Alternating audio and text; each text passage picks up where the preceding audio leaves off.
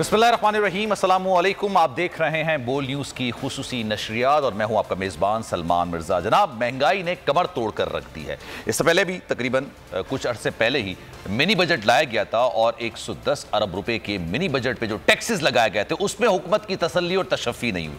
आपने सुना होगा कि IMF ने नाक रगड़वा दी है, लेकिन ये नाक रगड़वाना भी अब जुमला बहुत पुराना हो चुका है। उन्होंने पाकिस्तानी हुकूमत से जबान रगड़वा दी है। इतनी शराइत और पहली बार देखने में आया, तारीख में पहली बार ऐसा हुआ है कि स्टाफ लेवल का जो मुआहिदा हो रहा है उससे पहले पेशगी शराइत रखी गई हैं। तमाम शराइत हुकूमत ने पूरी कर ली हैं, लेकिन उसके बावजूद IMF के साथ सूरत हाल बेहतर होती हुई नजर नहीं आ रही है और IMF की शर्त पर ही अमलदारी के लिए हुकूमत ने अवाम का खून भी चूस लिया है।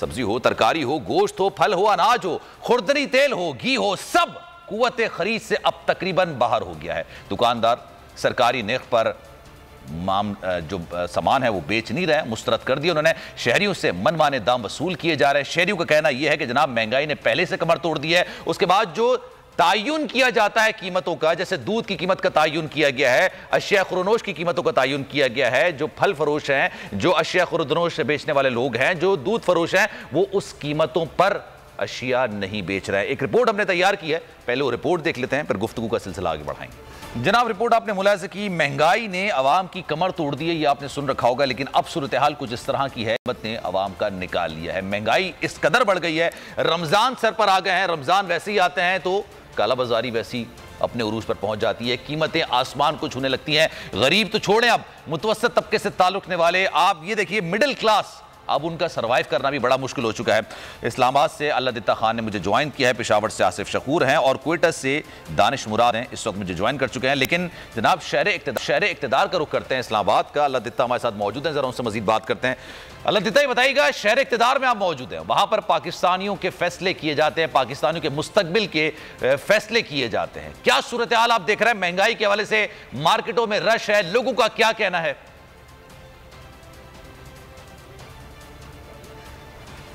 जी बिल्कुल सही कहा आपने, शहर इक़्तिदार में पाकिस्तानी कौम के फैसले किए जाते हैं, लेकिन गुज़श्ता 10 माह से मौजूदा दौरे हुकूमत में महंगाई पर कोई फैसला नहीं हो सका। रोज़ बरोज़ बढ़ती महंगाई, मजदूर तबका, तनख्वाहदार तबका, आम आदमी तो दूर की बात, अब सफ़ेद पोश आदमी या मुतवस्सित तबका वो भी पिस कर रह गया और उसके साथ ताजिर बिरादरी जो है वो भी पिस कर रह गई है। क्योंकि जिस तरह कीमतें बढ़ गई हैं, आम आदमी की कुव्वत ख़रीद कम हुई है। जो 1 किलो ख़रीदता था वो आधा किलो पर आ गया है। अगर आज चिकन की बात करें तो शहर इक़्तिदार में 420 रुपये जिंदा मुर्गी की कीमत है और 690 रुपये पर गोश्त की कीमत पहुंच चुकी है।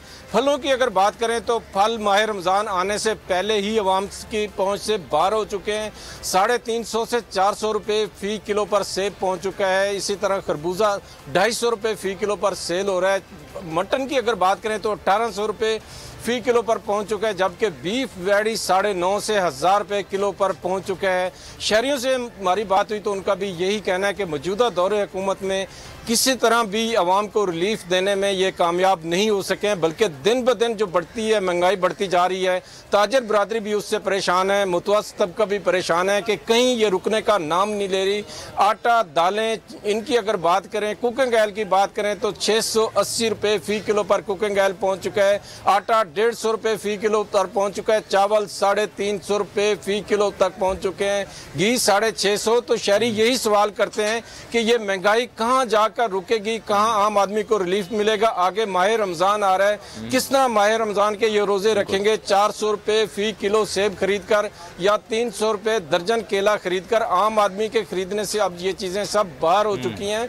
शहरी परेशान है कि किस तरह आगे बच्चों का मुस्तकबिल क्या होगा, बच्चों की फीसें कहाँ से देंगे, घर की खरीदारी। बिल्कुल ये परेशानी का आलम है। और अब ये तो देखें, गरीब की तो बात ही रहने दें, अब क्लास है, अपर मिडिल क्लास है, उसके लिए गुजारा करना मुश्किल हो गया है। तकरीबन 10 दिन बाद, 12 दिन बाद रमजान आ जाएंगे और जो केले 100 रुपए दर्जन अभी मिल रहे हैं वो 500 रुपए दर्जन मिलना शुरू हो जाएंगे। जो सेब 200 रुपए किलो इस वक्त मिल रहा है वो 500-600 रुपए किलो मिलना शुरू हो जाएंगे। मुनाफाखोर बेलगाम हो जाते हैं और कोई पूछने वाला नहीं होता। हुकूमती रेट कहीं नजर नहीं आती। शहर कायद, पाकिस्तान का सबसे बड़ा शहर शहर कायद कराची, यहां की क्या सूरत हाल है, मजीद बता रहे हैं हमारे नुमाइंदे कफील अहमद।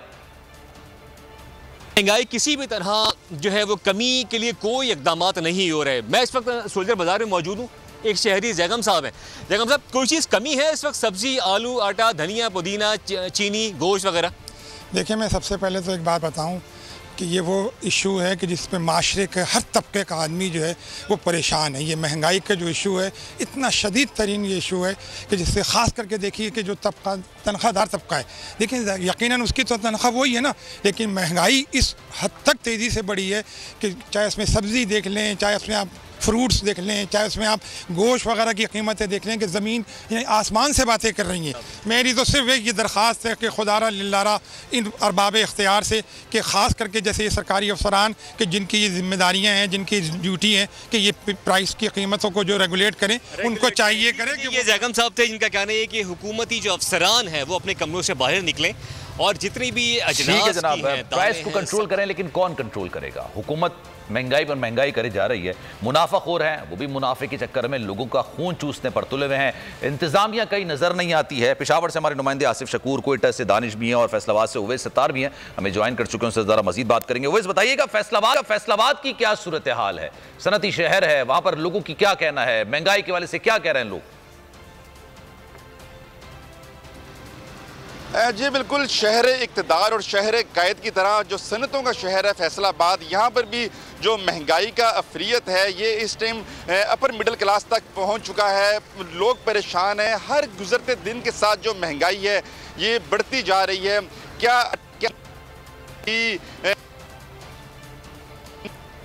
अच्छा, गालिबन हमारी आवाज़ उन तक नहीं पहुंच पा रही है। पेशावर का रुख कर लेते हैं। पेशावर में क्या सूरत आ रहा है? खुशबुओं का शहर है, लेकिन वहाँ पर शायद अब महंगाई की वजह से खुशबू ने दम तोड़ दिया है। आसिफ शकूर हमारे साथ मौजूद है, जरा उनसे मजीद बात कर लेते हैं। आसिफ शकूर, बताइएगा पेशावर की क्या सूरत हाल है? महंगाई के हवाले से अवाम का क्या कहना है? महंगाई ने अवाम की कमर तोड़ कर रख दी है, अशिया खुरनोश अवाम की पहुंच से दस्तरस से बाहर होती चली जा रही है, क्या कहेंगे?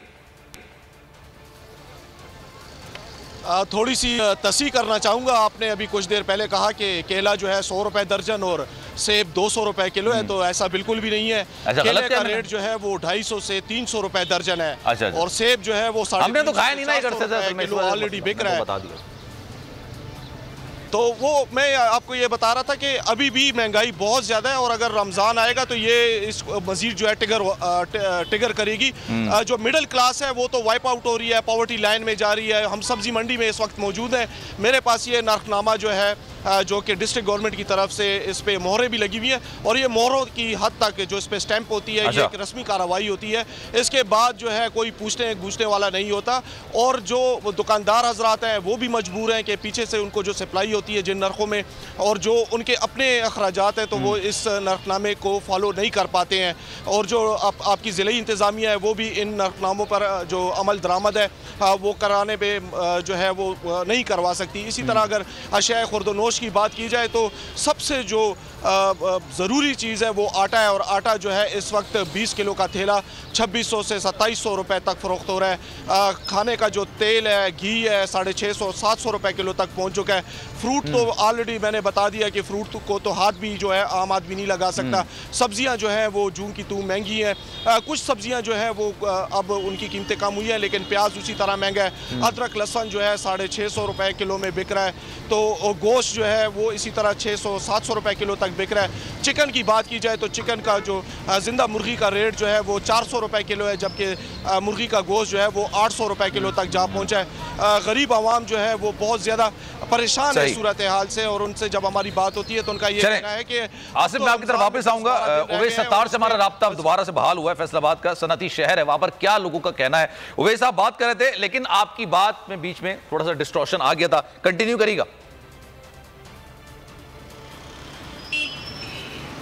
जी बिल्कुल, मैं आपको रेट्स बता रहा था चीज़ों के कि प्याज भी 170 से 180 रुपये फ़ी किलो दस्तयाब है। चिकन तकरीबन 680 से 700 रुपये किलो है। सेब, केला, हर चीज़ के रेट जो बहुत ज़्यादा महंगे हैं। अगर हम चक्की के आटे की बात करें, जो सही मियारी आटा है वो तकरीबन 120 से 125 रुपये फ़ी किलो के हिसाब से दस्तयाब है। ये मजदूरों का शहर है फैसलाबाद, यहाँ पर मजदूरी करने वाले अफराद ज़्यादा हैं। वो तमाम ही लोग बहुत ज़्यादा परेशान हैं। वो कहते हैं किस तरह गुजारा करें, तनख्वाहें वही हैं लेकिन अखराजात बहुत ज़्यादा बढ़ चुके हैं। अब गरीब की तो बात ही ना करें, उसको तो छोड़ दें। अब मिडिल क्लास और अपर मिडिल क्लास की अगर हम बात करें, तो वो इस महंगाई का तो बहुत ज़्यादा तंग है। भरम भी रखना है, सफेद पोशी भी रखनी है और इस महंगाई का जो जिन है इससे मुकाबला भी करना है। आगे रमजान आ रहा है और सूरत हाल मजीद खराब होगी महंगाई के हवाले से। अच्छा, क्वेटा से हमारे नुमाइंदे वो भी हमें ज्वाइन कर चुके हैं, दानिश मुराद, उनसे भी जरा मजीद बात करते हैं। दानिश, आप बताइए, क्वेटा में कुछ सूरत हाल बेहतर है या पूरे पाकिस्तान की तरह वहां भी महंगाई की वजह से सूरत हाल बहुत ज्यादा खराब है? जी देखिए, पूरे पाकिस्तान की तरह तो यहाँ पर नहीं है, अलबत्ता पूरे पाकिस्तान से ज़्यादा यहाँ पर ख़राब देखने को मिल रही है। अगर क्वेटा के गिरदो नवा के इलाकों की बात करें और क्वेटा सूबाई दारुल-हुकूमत है बलूचिस्तान के इस शहर की बात करें तो यहाँ पर जो अशिया खुर्दनोश है इनकी न सिर्फ कीमतें इजाफा हुआ है कीमतों में, बल्कि जो शहरी है जो चीज़ें यहाँ पर ख़रीदने आते हैं वो सिर्फ ख़रीद तो नहीं सकते, अलबत्ता उनको देख कर ये दोहाई ज़रूर देते हैं कि हुकूमत को चाहिए कि वो आवाम के लिए कोई ना कोई इक़दाम करे। अब अगर यहाँ पर चीज़ों के अशिया की जो कीमतें उनके हवाले से बात करें तो चीनी जो है वो कभी 60 रुपए में, 68 रुपए में, 62 रुपए में मिलती थी, अब वो 100 रुपए, और जो दीगर इलाके हैं वहाँ पर तकरीबन 104, 106, 108 रुपए तक फरोख्त हो रही है। इसी तरह जो चाय पत्ती है वो तकरीबन 800, 700 रुपए फरोख्त होती थी, अब वो 1400 रुपए से 1500 रुपए में फरोख्त हो रही है।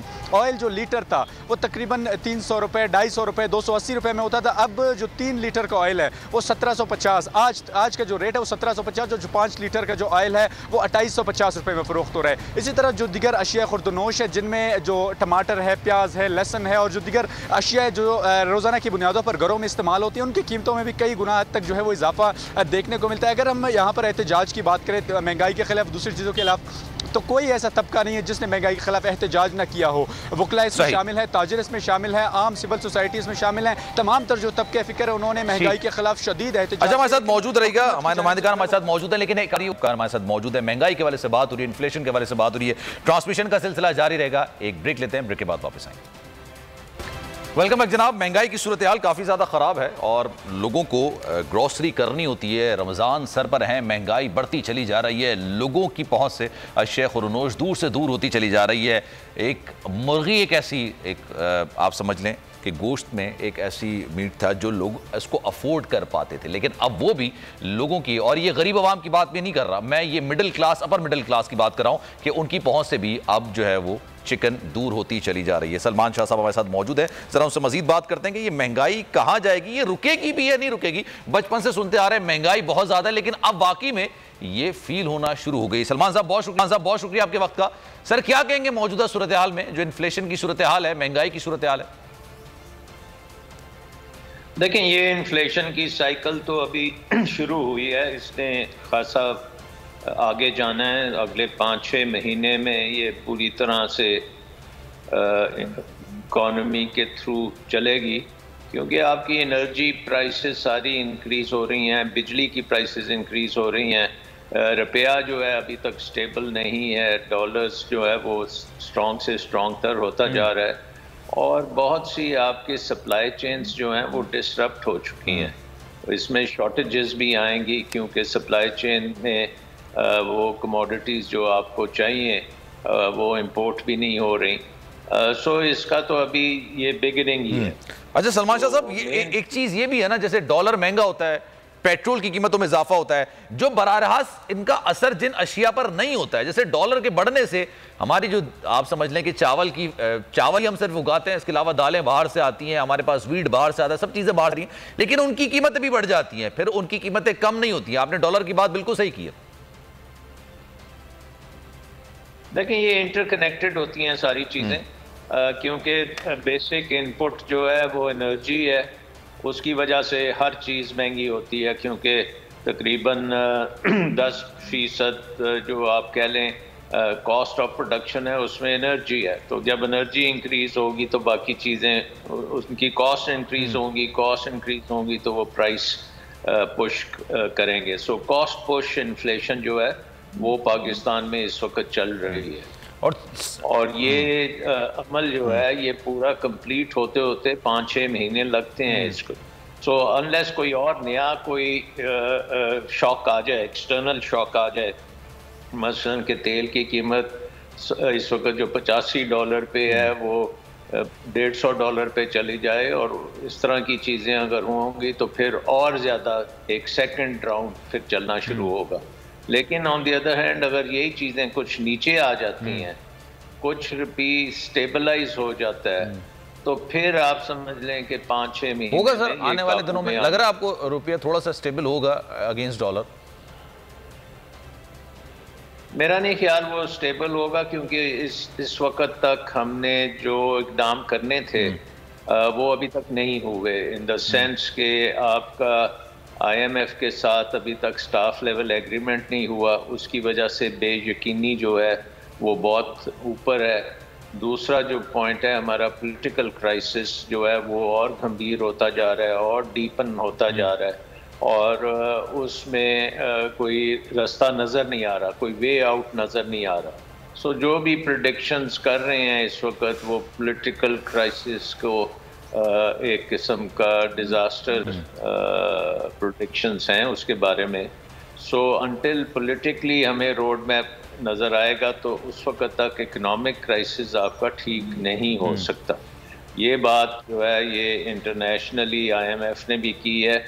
आपकी मार्केट्स जो हैं, जो दुनिया में इस वक्त आपके बॉन्ड्स हैं वो बुरी तरह डिस्काउंट हो रहे हैं, तो वो इंडिकेट यही करते हैं कि मार्केट्स आपसे सेटिस्फाइड नहीं है कि आप कैसे मैनेज कर रहे हैं अपने पॉलिटिकल और इकोनॉमिक क्राइसिस को। और इसके साथ साथ अगर एक सोशल क्राइसिस चल पड़ा तो वो तो फिर एक बहुत ही कॉम्बिनेशन जो है वो बड़ी डिजास्टर्स। सोशल क्राइसिस तो सर काफी अरसे से पाकिस्तान के अंदर है और इकोनॉमिक क्राइसिस भी पाकिस्तान के अंदर का, और इसी दौरान कई दफा ऐसी आवाजें भी उठने को मिली हैं कि जनाब ये डिफॉल्ट कर रहा है। फिर अब गुज़िश्ता रोज जो खबर आई थी कि आर्मी चीफ साहब ने भी मुलाकात की है ताजरों से, और हाई लेवल की मुलाकात हुई थी, और उसमें उन्होंने कहा कि जनाब अब ये डिफॉल्ट का खतरा खत्म हो चुका है। आप भी समझते हैं अब डिफॉल्ट नहीं होगा पाकिस्तान, हम माशी तौर पर उस भंवर से निकल आए हैं जिसको हम डिफॉल्ट कह रहे थे? देखें, एक तो ये है कि डिफ़ॉल्ट मेरे नज़र में हमें सिर्फ डिफ़ॉल्ट की बात करनी चाहिए इन टर्म्स ऑफ जो पाकिस्तान के बॉन्ड्स हैं, सॉवरेन बॉन्ड्स हैं या सकूक हैं, तो उनका अभी पॉसिबिलिटी नहीं है, क्योंकि नेक्स्ट बॉन्ड जो है 2024 में ड्यू है, तो वो अभी खासा दूर है। सिर्फ डिफ़ॉल्ट इस तरह से हो सकता है कि हम इंटरेस्ट पेमेंट्स जो हैं हमारी बॉन्ड्स पे वो ना कर पाएँ, तो उसका मुझे कोई ख़ास ख़तरा नहीं लगता कि वो एटलीस्ट अगले 6 महीने साल के लिए हमारे पास इंटरेस्ट पेमेंट्स करने के लिए हैं ज़खार। मेन चीज़ जो है वो ये है कि हमने रिकवर करना है, ये सिचुएशन आगे और चल नहीं सकती। Something has to give, and what has to give is कि वी हैव टू फॉर्म के एक नेशनल एफर्ट बना के इस इकोनॉमिक क्राइसिस को हल किया जाए। और नेशनल एफर्ट का मतलब है कि पॉलिटिकल क्राइसिस को हम हल करें। उसमें जो road map, most feasible road map मुझे जो नज़र आता है वो यही है कि हम एग्री करें ऑन इलेक्शंस, अर्ली इलेक्शंस, और उसका डेट और टाइम हमारे सामने होनी चाहिए। फिर जो है IMF प्रोग्राम जो है वो साइन ऑफ इसी हफ्ते हो जाना चाहिए, और डिले हम नहीं कर सकते। केयर टेकर्स जो आए एट द फेडरल लेवल उनको पूरी तरह इक्विप किया जाए कि वो IMF प्रोग्राम की शराइत जो हैं वो पूरी करते रहेंगे। एक इलेक्शन हो, उसके बाद जो गवर्नमेंट बनती है वो 5 साल के लिए आए और स्टेबल हो और मेजॉरिटी के साथ आए, और वो फिर इकोनॉमिक रिफॉर्म एजेंडे के साथ आए। ये नहीं है कि वो सिर्फ हुकूमत करने आए, वो इकोनॉमिक रिफॉर्म्स के लिए आए। और उन इकोनॉमिक रिफॉर्म्स में बड़ी बेसिक रिफॉर्म्स हमें चाहिए, जो सबसे बड़ी। सर मैं ये रिफॉर्म्स की बात आपसे करूंगा। एक ब्रेकिंग, मुझे वापस आते हैं अपनी ट्रांसमिशन की तरफ। सलमान साहब हमारे साथ मौजूद हैं, जरा उनसे भी मजीद बात करेंगे। सलमान साहब बताइएगा, ये जो आप रिफॉर्म्स की बात कर रहे थे, रिफॉर्म्स की बात पिछले 1.5-2 महीने पहले भी की गई थी कि एक ऐसी स्ट्रेटेजी बनाई जाए जो सियासत से बालातर हो। दहशतगर्दी को जड़ से उखाड़ने के लिए हमने एक स्ट्रेटेजी बनाई थी, तमाम सियासी जमातें, तमाम स्टेक होल्डर्स उस पर मौजूद थे, और फिर किसी की भी हुकूमत क्यों ना हो, लेकिन वो एक रियासती मामला था और तमाम हुकूमतों को उसको फॉलो करना था जो भी आती है। हमने देखा मेमोरेंडम भी एक साइन किया गया था 2004 में जमहूरियत के हवाले से, वो भी हमने देखा था कि इस तरह का हुआ था। सर ये इकोनॉमी के हवाले से हम लोग पीछे क्यों? देखें, अनफॉर्चुनेटली पाकिस्तान की इकोनॉमी को कभी भी एज इकोनॉमिक प्रिंसिपल्स पे नहीं चलाया गया, और ये हमेशा सियासत ही चलाती है। ये बिल्कुल आपकी दुरुस्त बात है। अब अगर ये हम कहते हैं कि हमें कोई इकोनॉमिक किसी तरह का मायदा करना चाहिए पॉलिटिकल पार्टीज़ में, तो मेरे ख्याल में एक कोई रॉकेट साइंस नहीं है। मतलब ये तो सबको पता है कि नंबर 1 आपकी बिजली का निज़ाम पाकिस्तान को तबाह कर दिया उसने बिजली के निज़ाम में पाकिस्तान के अवाम की जेबें खाली कर दी हैं। बिजली के निज़ाम ने पाकिस्तान की फैक्ट्रियां बंद कर दी हैं। बिजली के निज़ाम की वजह से हम एक्सपोर्ट्स भी नहीं कर सकते और हमारे जो लोग हैं वो भूखे मर रहे हैं। और उसका 90% जो वजह है वो हमने बिजली का निज़ाम गलत बनाया है। हमने पाकिस्तान की इकॉनमी जो कि एक्सपोर्ट ओरिएंटेड नहीं है उसमें हमने इम्पोर्टेड बिजली इंट्रोड्यूस कर दिया, वो भी बहुत महंगी। उसकी वजह से हम स्टैंड स्टिल पे हैं और अरबों डॉलर्स हमारे पे कर्जे चढ़ चुके हैं। बिजली एक सोल उसका बड़ा। इसके बाद ये रिफॉर्म तो करनी है ना, इसके ऊपर तो किसी के पे नहीं हो सकता कि कोई डिफरेंसेस हों। तो हमने सस्ती बिजली करनी है नंबर 1। नंबर 2 हमने इंपोर्टेड बिजली से निजात हासिल करनी है और डोमेस्टिक बिजली जो कि पानी से बने, सूरज से बने और थर कोल से बने, यानी कि डोमेस्टिक आपके हो तो फिर आपकी बिजली का निज़ाम पाकिस्तान की इकॉनमी को सपोर्ट कर सकता है। दूसरी चीज़ जो है पाकिस्तान की इकॉनमी को जो जकड़ के रखा हुआ है जिसने, वो है इन्वेस्टमेंट का फुकदान। यानी कि पाकिस्तान में क्योंकि आपके कानून इस किस्म के बना लिए हैं, ब्यूरोक्रेसी इस किस्म की बना ली है कि जो भी कोई इन्वेस्ट करना चाहता है, हाँ वो डोमेस्टिक इन्वेस्टर हो या बैरून मुल्क का इन्वेस्टर हो, उसको इतनी मुश्किलात होती हैं कि वो पाकिस्तान की बजाय किसी और मुल्क में इन्वेस्ट करना चाहते हैं। सो पाकिस्तानी बिजनेसमैन वो कैपिटल फ्लाइट कर रहे हैं, वो दुबई जाते हैं, तुर्की जाते हैं, मलेशिया बांग्लादेश चले जाते हैं सर। मेजॉरिटी तो बांग्लादेश, वहाँ पे जाके आप उनकी जैसे कॉटन की है बांग्लादेश जाती है। और जो फॉरेन इन्वेस्टर है वो पाकिस्तान को में नहीं आना चाहता, वो वियतनाम जा रहे हैं, वो कंबोडिया जा रहे हैं। सो आई थिंक कि हमें ये अपना निज़ाम जो है ब्यूरोक्रेसी का, इसको डीरेगुलेट करना पड़ेगा। डीरेगुलेशन हमें बड़ी मेजर किस्म की करनी पड़ेगी क्योंकि 100 साल के पुराने कानून अभी तक चल रहे हैं जिनको आपको तब्दील करना पड़ेगा, बल्कि उनको ख़त्म करना पड़ेगा। सो डीरेगुलेशन आपके लिए बहुत ही ज़रूरी है। तीसरा नंबर जो है वो आपका ये स्टेट ओन्ड एंटरप्राइजेज हैं जिन्होंने इतनी उनकी ब्लीडिंग हो रही है कि वो आपके डिफेंस बजट से भी ज्यादा खर्चा तो उनके ऊपर आता है। सर मैं अगर प्रिसाइजली आपसे पूछूं, ये डॉलर की जो कीमतें हैं 280 290 करीब ये पहुंच चुके हैं, ये वाले मामलात हो, महंगाई के वाले से मामलात हो, इकोनॉमी में बेहतरी के वाले से, और आपने बहुत अच्छी बात की कि एक्सपोर्ट ओरिएंटेड नहीं है हमारी इकोनॉमी, तो सर ये बेहतरी आएगी अगले 1 साल के अंदर या महंगाई इसी तरह से बढ़ती चली जाएगी? क्योंकि मैंने बेशतर लोगों को देखा है जो एक अच्छा खा पी रहे थे पिछले 6-8 महीने में, अब वो इस तरह से आ गए कि हैंड टू माउथ हो गए। देखें, अब एक तरफ तो रुपया इतना गिर चुका है कि अगर इस वक्त भी आप एक्सपोर्ट नहीं कर सकते तो फिर आप कभी भी एक्सपोर्ट नहीं कर सकेंगे। सो इस वक्त तो कोई चीज़ भी पाकिस्तान में, जैसे कहते हैं कि आप मिट्टी भी एक्सपोर्ट करने के काबिल हो गए, लेकिन इसके साथ साथ आपकी इकोनॉमी को डिवर्सिफिकेशन की ज़रूरत है। अब देखें ना, हमारे पास सिर्फ एक ही है आइटम जिसको हम मेजर तरीके से एक्सपोर्ट करते हैं, वो टेक्सटाइल है, और वो भी आजकल बीमार है। सो हमें डिवर्सिफिकेशन का मतलब है कि बहुत सी डिफरेंट चीज़ें होनी चाहिए जो हम एक्सपोर्ट करने के काबिल हों। तो जब आप डिवर्सिफिकेशन चाहेंगे तो फिर आपकी इकोनॉमी में कम्प्लेक्सिटी आने की ज़रूरत है, मतलब इकोनॉमी में टेक्नोलॉजी की इंट्रोडक्शन है ताकि आपकी क्वालिटी चीज़ें बेहतर हो सकें। सलमान साहब बहुत शुक्रिया आपके वक्त की, so much for your time, बहुत शुक्रिया, सारी सूरत हाल से आप आगे रहते हैं, थैंक यू सो मच। बोल की खिलाफ साजिश हुई, न गवाह मिला न सबूत, लेकिन केस में अब तक बरियत क्यों ना हुई? जब मुद्दई और तफ्तीशी खुद एतराफ कर चुका है कि कभी कोई जुर्म हुआ ही नहीं, तो केस में बरियत क्यों नहीं हुई? बोल अपील करता है कि केस अवाम के सामने सुना जाए ताकि अवाम भी जान सकें कि बोल के साथ क्या हो रहा है। जिंदगी एक मैदान है और PSL 8 में हर टीम को छूना आसमान है। 6 टीमों के बीच धुआंधार लड़ाई। ये शोर न लड़ाई का है न डर का, ये शोर है जीत का, ये शोर है जुनून का।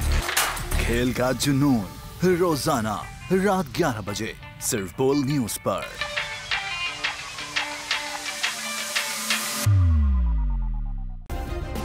सब्सक्राइब करें और बेल दबाएं ताकि कोई खबर रह न जाए।